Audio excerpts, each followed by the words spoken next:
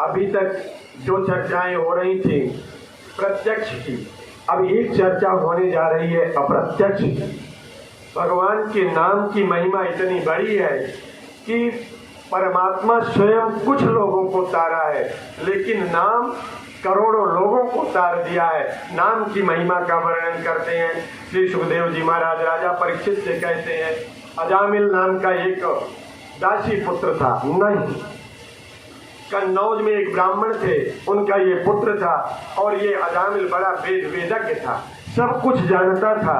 लेकिन एक दिन की बात है, एक ऐसा कुत्सित कर्म करते हुए देख लिया जिसके कारण इसकी स्थिति बिगड़ गई, जिसके कारण इसकी स्थिति बिगड़ गई। सारा वेद मार्ग बोल गया और दूषित कर्म में प्रवृत्त हो गया। अच्छाई बड़ी देर में आती है मेरे माई बाप, लेकिन गलती बहुत जल्दी हो जाती है।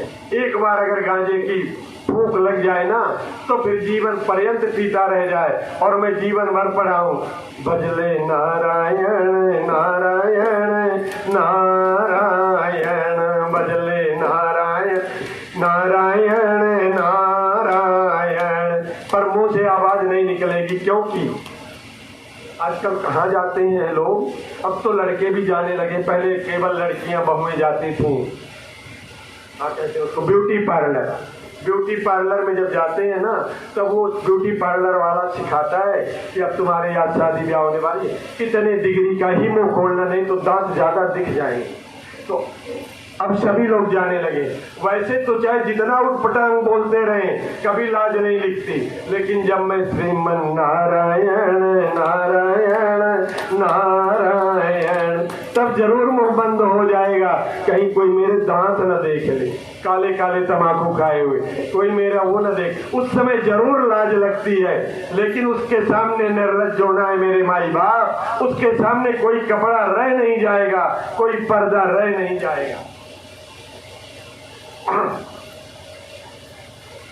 दूषित कर्म करने से, दूषित दृष्टि पड़ने से, गलत जगह पर बैठने से, इन सब का जीवन में बड़ा प्रभाव पड़ता है। महाराज अजामिल के साथ भी ऐसा ही हुआ। अपने पिता के पूजन के लिए संज्ञा लेने जंगल गए थे। रास्ते में एक कुत्सित नारी को दुराचार करते हुए देख लिया कि उसके उसी दिन से उसकी बुद्धि भ्रष्ट हो गई, स्वयं भी गलत कामों में प्रवृत्त हो गया। लेकिन संयोग की बात, जाको राखे साइया, मार सके ना कोई, बाल न बांका कर सके जो जगवेरी होए। हुआ ऐसा, ये गलत काम करने तो लगा, लेकिन इसकी पत्नी गर्भवती थी। आज इसके गांव में, कन्नौज में, कुछ महात्माओं की टोली आई। पहले महात्मा बहुत आते थे, अब महात्माओं का आना जाना बंद हो गया है। अब सब महात्मा स्वयं संपन्न हो गए। नहीं, दो चार महात्मा आते थे बिना भिक्षा के, जो दंडी स्वामी होते थे, बिना भीख मांगे भोजन नहीं करते, जितने दंडी स्वामी होते थे। और दंडी स्वामी होते कौन थे? ब्राह्मण कुल के। जब तक स्वामी करपात्री जी रहे, उसके पहले की बात तो ठीक ही थी, जब तक स्वामी करपात्री जी रहे तब तक किसी अन्य जात के लोगों को दंड नहीं दिया गया, दंडी सन्यासी नहीं बनाया गया। अब तो चाहे जो दंडी सन्यासी बन जाए, पहले केवल ब्राह्मण कुमार, और वो भी 16 वर्ष के अंदर के ही कुमार को दंड दिया जाता था। और दंडी स्वामी कभी भोजन नहीं बनाते थे, स्वयं अग्नि नहीं जलाते थे, बस इस घर में आते थे कब? जब इस घर के लोग भोजन कर चुके, तब 2 बजे के लगभग आते थे और भीख में 5 घर या 7 घर मांगते थे। जो कुछ मिल जाए वही भोजन कर लेते थे। अगर पेट भर जाए इतने में तो ठीक है, न भर जाए तो ठीक है।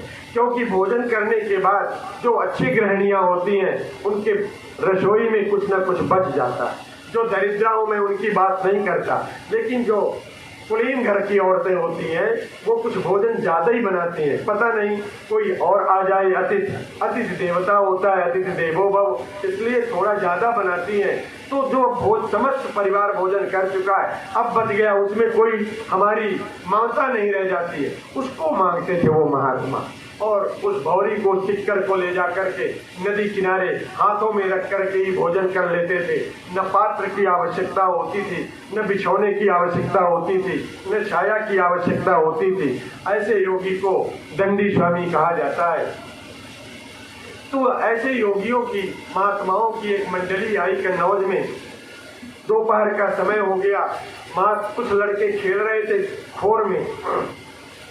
अब तो कोई खेलता नहीं। पहले लोग बच्चे जो होते थे ना, घर से बाहर निकल करके सड़क पर खेलते थे, चौराहों पर खेलते थे, तो उनको सड़क की मिट्टी लगती थी, तंदुरुस्त होते थे।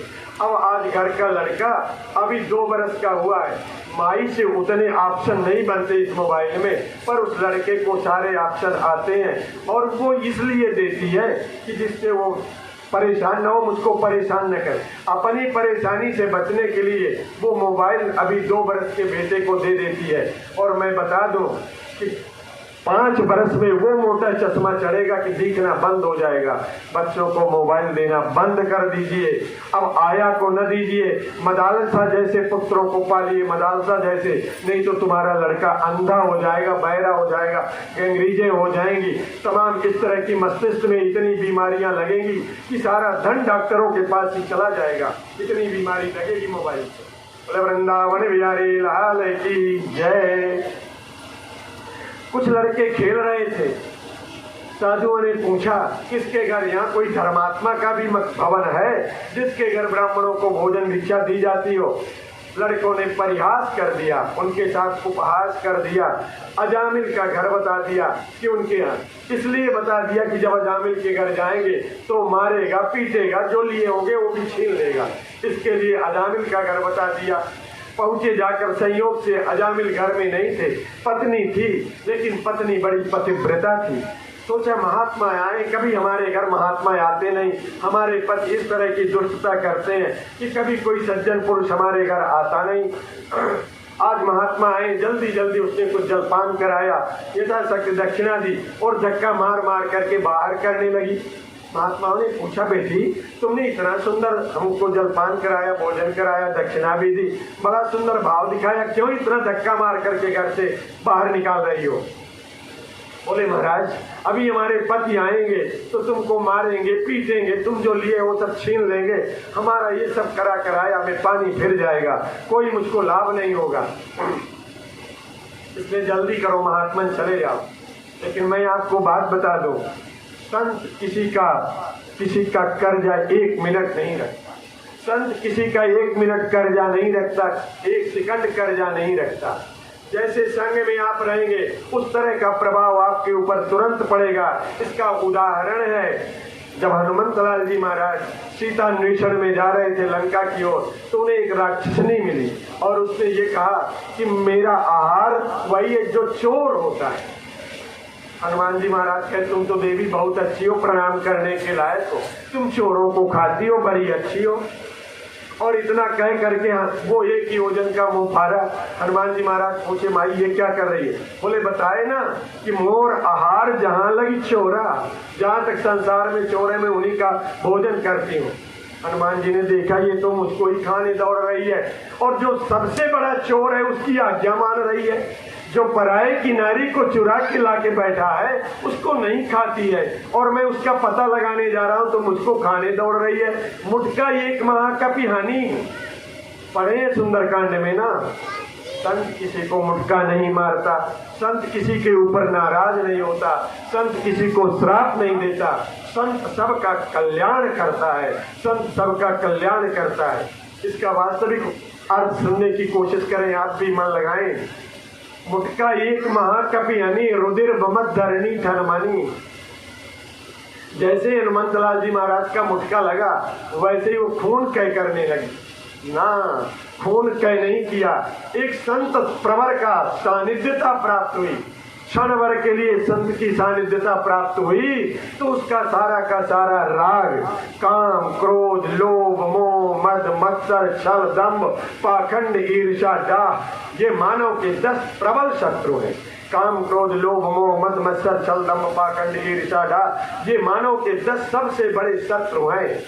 इन सारे के सारे जब कोई साधक किसी संत की सानिध्यता में पहुंचता है तो ये सारे के सारे राग बह जाते हैं, ये सारे शत्रु निकल जाते हैं, और तुरंत ही हाथ जोड़ करके कहती है 7 स्वर्ग अपवर्ग सुख धरिय तुलायक अंग अतुल नताई सकल मिली जो सुख लव सत्संग, जो क्षण भर में सत्संग में फायदा हुआ, वो सारे जितने अन्य साधन है सुख प्राप्त करने के ना, वो सब फीके हैं, सब गौण हैं। सबसे सुंदर साधन है सत्संग।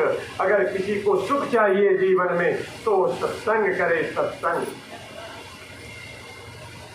एक लड़का था, किसी गांव के कुछ दूरी पर हट करके झुरमुट में एक महात्मा अपनी कुटिया बना करके रहते थे। उसी गांव का एक लड़का धीरे धीरे जाने लगा। महात्माओं में एक विलक्षण शक्ति आती, मैं आपको बता दूं, जिसकी ओर देख दे उसको अपना बना लेते हैं। उनमें आकर्षण भी शक्ति पहले आती है, क्योंकि वो सबके प्रति सुंदर सोचते हैं। सप्त सोपानों में जो पहली सीढ़ी है वो है शुभेच्छा, सुंदर इच्छा करना। तो संत जैसे ही किसी से बात करेगा उसे अपना बना लेता है, उसमें आकर्षण विद्या आ जाती है। ये लड़का आने जाने लगा, बहुत सेवा करने लगा महात्मा का। आज 10 वर्ष से सेवा कर रहा था। महात्मा भी इस पर कुछ आश्रित हो गया। कभी कभार बाजार से कोई सामान की जरूरत पड़े तो महात्मा इसी लड़के से मंगाते, थोड़ा सा कुटिया के आगे पीछे की सफाई भी कर दे, भोजन बनाने के लिए ईंधन भी ले आ दे, कभी कभी भोजन आज की व्यवस्था करने के लिए अपने घर से ले आ दे। बड़े घर का लड़का था। लेकिन 10 वर्ष की सेवा करने के बाद आज 10 दिन से वो लड़का नहीं आया, तो महात्मा को कुछ परेशानी हुई। 10 दिन बाद वो लड़का पहुंचा तो महात्मा ने आज नहीं कहा कि तुम कुटिया की सेवा कर दो। बोले बेटा तुम नहीं आते, इतने दिन तक तुमने सेवा की, तो मैं बुढ़ापे में तुम में कुछ आश्रित हो गया हूँ, क्यों नहीं आए 10 दिन? बोले महाराज अब मेरी शादी हो गई है, मेरी पत्नी आ गई है, और मेरी पत्नी मेरे बिना एक क्षण नहीं रह सकती। कहती है कि अगर तुम मुझसे दूर हो जाओगे तो मैं अपने प्राण त्याग दूंगी, बिना एक क्षण भी मेरे बिना नहीं रह सकती। इसलिए अब मौका मिला तो आ गई। अब वो मायके चली गई, पहली बार आई थी, चली गई है, अब कुछ दिनों के बाद आएगी। महात्मा ने मन ही मन मुस्कुराए और बोले आज जा, कल तुम्हें बताएंगे। अब 10 दिन का मौका था, 4 से 10 दिन बाद फिर से पत्नी आ जाएगी। तो इतने में 10 दिन में रोज वो लड़का आने जाने लगा, पत्नी नहीं थी तो मौका मिलने लगा। तो अन्य सेवा न बता करके महात्मा थे, उन्होंने प्राणायाम की विधि सिखाई। प्राणायाम की विधि 10 दिन में पारंगत कर दिया। प्राण वायु को यहाँ चढ़ा देना। कोई डॉक्टर जितना आला लगावे, चाहे नब्ज टटोले, चाहे जितने थर्मामीटर लगा दे, अब पकड़ नहीं पा सकता कि ये जिंदा है कि मर गया। जब प्राण वायु को कपाल में चढ़ा दिया जाता, ब्रह्मांड में चढ़ा दिया जाता, उस समय पूरी बॉडी डेड हो जाती है, पूरा शरीर मर जाता है। जब पारंगत हो गया और उस दिन उसकी पत्नी आने वाली थी, आज प्रणाम किया, बोले आज हमारी पत्नी आएगी, मैं जल्दी जाऊंगा। बोले अच्छी बात है बेटा, तू जल्दी चला जा, लेकिन ऐसा करना, आज तुमको कौन कितना मानता है, तुम्हारी पत्नी कितना चाहती है, माँ कितनी चाहती है, पिता कितना चाहता है, भाई कितना चाहता है, थोड़ा आज इसको आजमा लेना, परीक्षा कर लेना। बोले कैसे करूँगा? बोले यहाँ से निकलने के बाद जब तुम्हारा गाँव लगने लगे तो थोड़ा दर्द में, पेट में दर्द का बहाना करना। दर्द नहीं रहेगा लेकिन यूं ही कहना पेट में दर्द हो रहा है, दर्द हो रहा है। जब आगे बढ़ोगे तो तुम्हारे इष्ट मित्र मिलेंगे, भाई बांधव मिलेंगे, कहना पेट में बहुत दर्द है, कराने लगना। और घर पहुंचते पहुंचते आंगन में गिर जाना और प्राण वायु को यहीं ब्रह्मांड में चढ़ा लेना, सत्यलोक पर चढ़ा देना। पता लग जाएगा कि तुमको कौन कितना प्रेम करता है, कौन कितना प्रेम करता है, पता लग जाएगा। ऐसे ही किया। रास्ते में पेट में दर्द हो रहा है, पेट मरोड़ रहा है, आगे बढ़ा तो कराहने लगा। घर पहुंचा, आंगन में धड़ाम से गिरा और जैसे गिरा तुरंत ही अपने प्राणवायु को ब्रह्मांड में चढ़ा दिया। देखा लड़का गिर गया, तुरंत ही डॉक्टर को बुलाया गया। डॉक्टर ने आकर के नाड़ी पकड़ी और उसने डेड घोषित कर दिया। कितना भी घर के लोग रोते चिल्लाते रह जाएं, लेकिन पड़ोस वाले आते हैं, जंगल की ओर, बगीचे की ओर लेकर के चलने की तैयारी बढ़ने लगी। इतने में किसी बूढ़े व्यक्ति ने कहा, अरे जंगल वाले बाबा को ये लड़का बहुत मानता था, उनको भी बुला लो।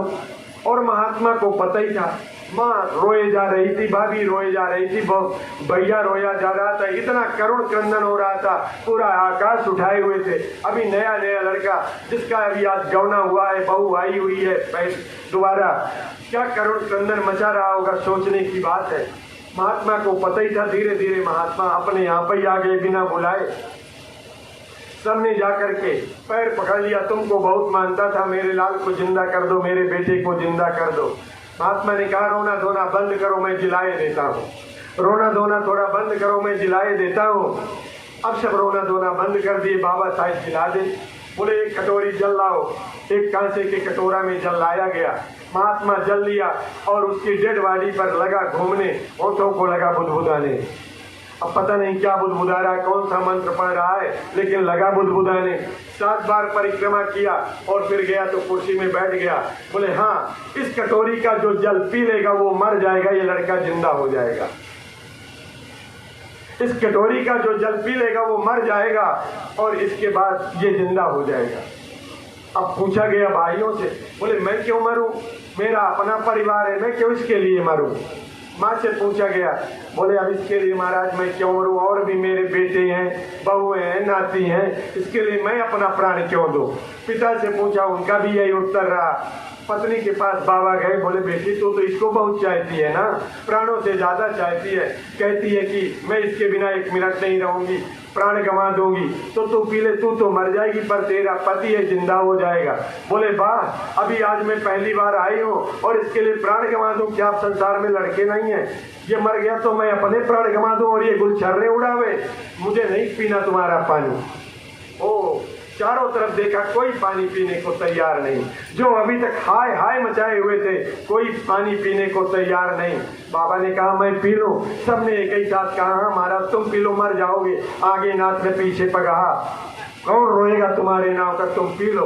उठाया कटोरी का जल, गटागट पी लिया, लड़के को मारा एक चांटा खींच के, उठ मूर्ख कहीं का। पत्नी बहुत मानती है, माता बहुत मानती है, पिता बहुत मानता है, भाई बहुत मानता है। देख लिया कौन कितना मानता है।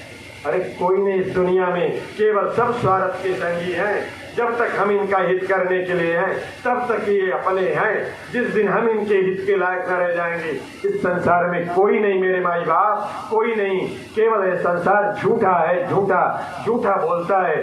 अगर कुछ हद तक है तो वो है माँ, केवल माँ होती है, बाकी संसार में कोई नहीं होती। इसलिए हमारे शास्त्रों में अन्य सब ऋणों से मुक्त होने का प्रमाण मिलता है, लेकिन माता के ऋण से ऋण होने का कोई उपाय नहीं है। पिता के ऋण से ऋण हो जाता है पुत्र पैदा करके, गुरु ऋण से ऋण हो जाता है साधु बन करके, फिर गया में श्राद्ध करके पिता के ऋणों से ऋण हो जाता है, लेकिन माँ के ऋण से कभी ऋण नहीं होता कोई भी पुत्र।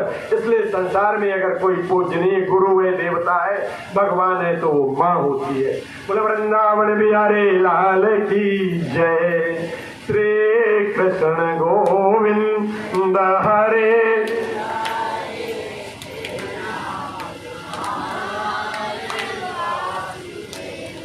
महाराज अजामिल की पत्नी को देख करके उन महात्माओं ने कहा, बेटी तुम चिंता न करो, मुझे ऐसा लगता है कि तुम गर्भवती हो, इस बार बेटा पैदा होगा, तुम अपने बेटे का नाम नारायण रखना, नारायण रखना। संत किसी का कर्जा नहीं रखता, तुरंत ही उतार देता है। 1 गुना दिया जाए करोड़ गुना करके वापस करता है। हमको पता या नहीं लगता है, संत किसी का कर्जा नहीं रखता। उसने भोजन जलपान कराया, बदले में उन्होंने कहा अपने बेटे का नाम नारायण रखवाना।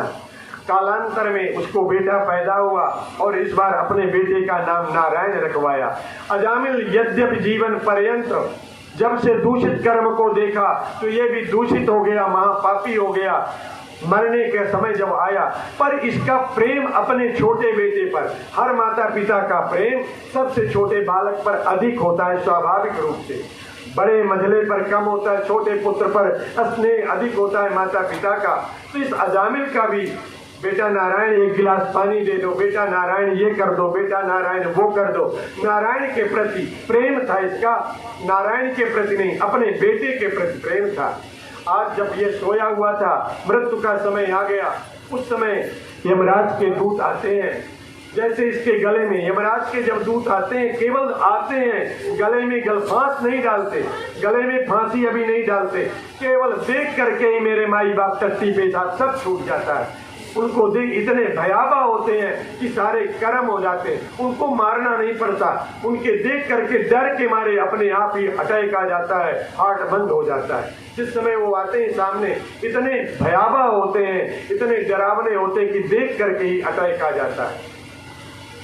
जैसे ही देखा मारी डर के, अरे ओ नारायण कहाँ हो, जल्दी आओ, नारायण कहाँ हो। लख 84 भोग के बंदे तो मानव तन पाया, लख 84 भोग के बंदे तो मानव तन पाया। और रहा भटकता माया में तो कभी न हर गुण गाया।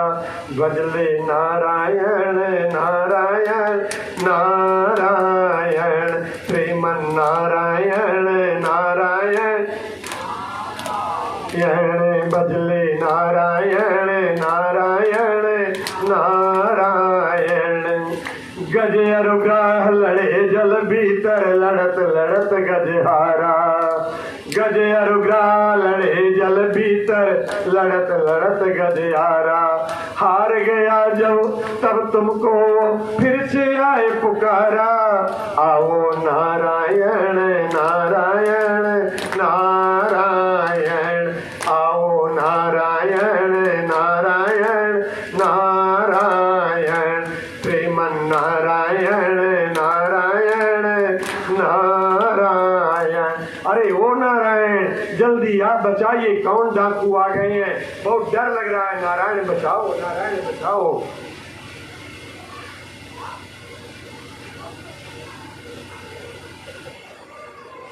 गले में अपनी फांस दो, एक पास लेकर के आते हैं जिससे ये हमारा जो प्राण है ना, एक जगह नहीं है कि निकाल लिया जाए, पूरे शरीर में सना हुआ है। और जब इसको कर्षण करते हैं यम के दूत, एक फांस डालते हैं और जब कर्षण करते हैं तो इतनी विषम वेदना होती है, जन्मत मरत दुषा दुख होई, बड़ी वेदना होती है। जैसे ही फांसी डालने वाले थे उसने अपने पुत्र नारायण को पुकारा, नारायण जल्दी आ, नारायण जल्दी आ। पुकारा तो उसने अपने बेटे को था, लेकिन इतने में नारायण के दूत 4 पार्षद भगवान विष्णु के आ गए, जो पीत कौशेयवासितम शंख चक्र गदा पद्म से विभूषित पीला वस्त्र पहने हुए, जिनका पीताम्बर आकाश तक फहरा रहा। स्वयं भगवान विष्णु नहीं आए हैं, विष्णु के पार्षद आ गए 4, और उन्होंने यम के दूतों को धक्का मार करके अलग कर दिया। यम के दूतों ने कहा तुम कौन हो और यहाँ कैसे आ गए, और क्यों मुझको इस जीव को ले जाने से वंचित कर रहे हो, रोक रहे हो।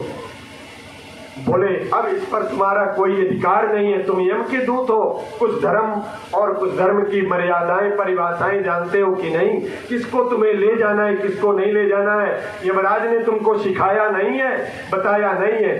बड़े जोर से डरवाने धमकाने लगे यम के दूतों को विष्णु के दूतों ने। बोले बताया ये पापी जीव है, इसको तो ले ही जाना पड़ेगा, इसने इतने दुष्कर्म किए हैं कि इसको ले ही जाना पड़ेगा संयमनी नगरी में, जहाँ इसको प्रायश्चित कराया जाएगा। बोले ना, चाहे जितना दुष्कर्म किया हो, चाहे जितना दुष्कर्म किया हो, तुमको ये पता नहीं है कि रुई का अंबार लगा दिया जाए, रुई का पहाड़ लगा दिया जाए और एक तीली माचिस की यूं मार दी जाए तो कितनी देर तक टिकेगी वो रुई, चाहे क्षण भर में राख की ढेरी हो जाएगी। तुमको ये पता नहीं है, चाहे जितना बड़ा पापी हो, पापों का पहाड़ ही क्यों न हो, लेकिन इसके उस रुई के पहाड़ में नारायण नाम की चिंगारी पड़ गई तो इसका पाप कहाँ रह गया, सब भस्मीभूत नहीं हो गया। बोले उस नारायण का नाम इसने नहीं लिया, जिस नारायण पर ये सारी सृष्टि टिकी हुई है उस नारायण का नाम नहीं लिया, अपने बेटे का लिया, चाहे जैसे भी लिया हो। सोबत जागत आलस छींक पीड़ा कष्ट में चाहे जैसे भी लिया हो, नारायण नाम को तो पुकारा है ना, तो नारायण नाम कहते, चाहे वो तीली कैसी भी हो, कोई जाने अनजाने फेंक दे रुई पर तो रुई भस्म हो जाएगी कि नहीं, कोई जाने कि इसको डालने से भस्म होगी कि नहीं, डाल न भस्म होगी ये वो नहीं जानता, पर रुई किस पहाड़ में अगर माचिस की तीली कोई अनजाना व्यक्ति भी फेंक दे तो रुई भस्म हो जाएगी कि न भस्म हो जाएगी। बोले भस्म हो जाएगी। तो फिर जब इसने चाहे जैसे भी लिया हो नारायण, अरे कहाँ कहाँ लगी नाम बड़ाई, कहाँ कहाँ लगी नाम बड़ाई, और राम न सकई नाम गुण गाई, राम न सकई नाम गुण गाई। जब अब उनके दूतों को भगा दिया गया और अजामिल ये सब दृश्य देखता रहा, जा करके उन यम के दूतों ने जैसे ही संयमनी नगरी में जहाँ पर 28 तरह के नरक हैं, प्राणियों को सताने के लिए, उनको शुद्ध करने के लिए, तपाने के लिए, वहाँ पर वो गलफांस फेंक देते हैं, कहते मुझे तुम्हारी नौकरी नहीं करना। यमराज ने पूछा क्या हो गया? बोले मैं एक पापी जीव को लेने गया था वहाँ विष्णु के पास। जैसे ही विष्णु शब्द कहा वैसे यमराज ने कहा धीरे बोलो, धीरे। क्या हुआ? फिर आगे क्या हुआ? बोले वहाँ 4 आ गए और उनने धक्का मार करके मुझको हटा दिया। क्यों, क्या हुआ था? बोले उस पापी जीव ने अपने बेटे नारायण का नाम लिया। जैसे इस बार नारायण कहा, उन यम के दूतों ने यमराज सबके मुंह में हाथ रख दिया। बोले अब फिर न बोलो। बोले बोलने से क्या हो जाए? बोले मेरी रोजी रोटी बंद हो जाएगी। इस नाम को सुनते ही जितने नरक में जीव हैं, जिनके कारण मेरा राज्य चल रहा है, वो सब बैकुंठ चले जाएंगे। तो फिर मैं क्या करूंगा यहाँ? इसलिए इस शब्द को यहाँ नहीं बोला जाता है, इस वाक्य को यहाँ नहीं बोला जाता। ये इतना पावन नाम है कि पापी से पापी को भी परम पावन बना देता है।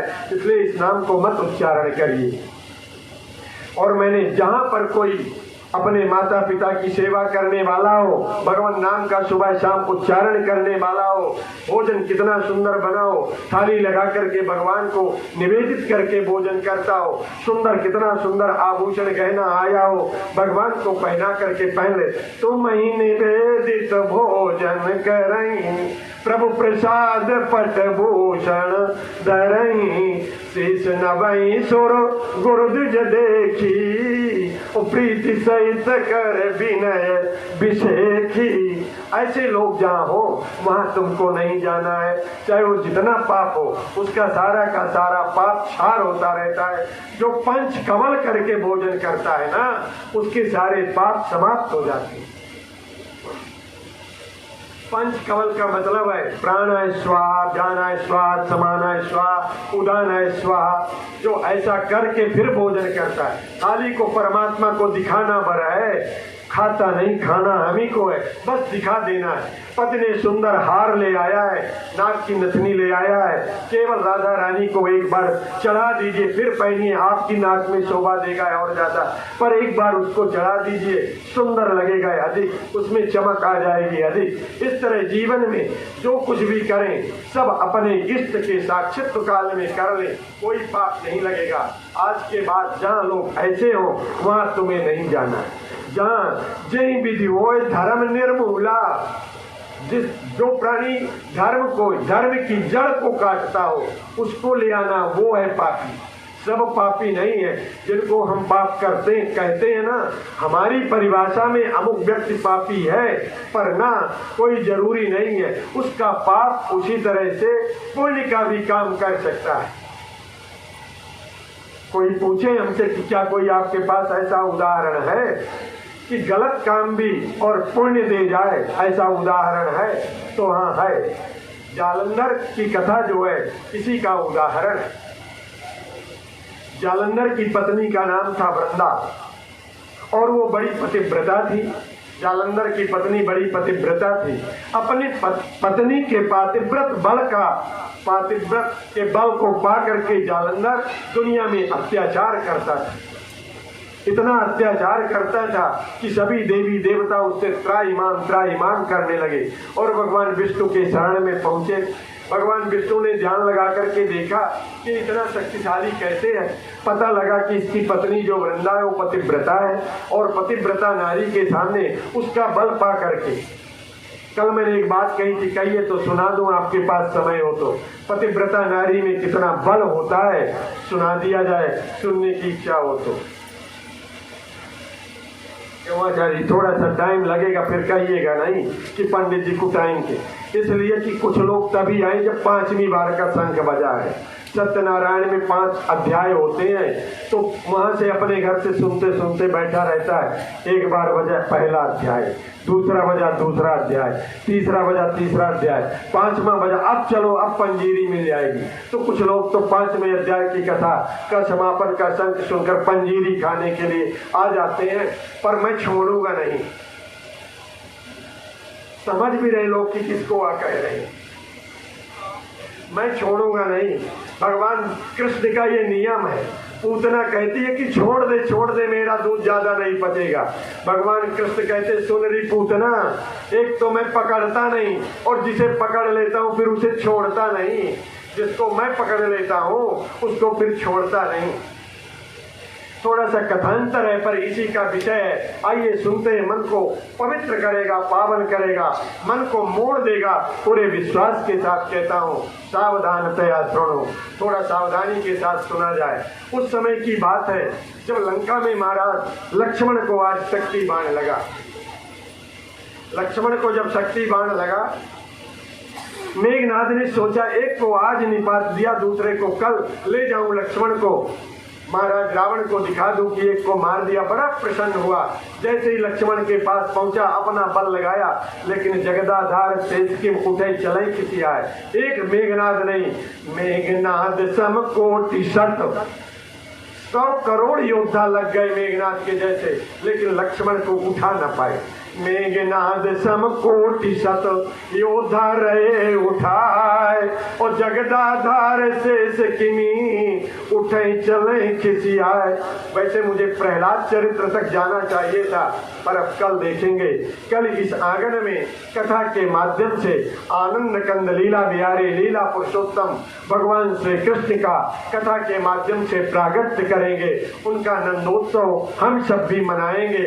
आप सब जहाँ तक मेरी आवाज जाती हो, कल इस आंगन में महाराज शैलेंद्र के आंगन में कल भगवान आनंद कंद लीला बिहारी लीला पुरुषोत्तम भगवान कृष्ण का प्रागट्य कराएंगे। कल के लिए भी कथा बहुत है, पर इस कथा को कहने का मेरा मन है, क्योंकि कुछ लोग 5वें अध्याय में आए हैं। आए तो पंजीरी के लिए।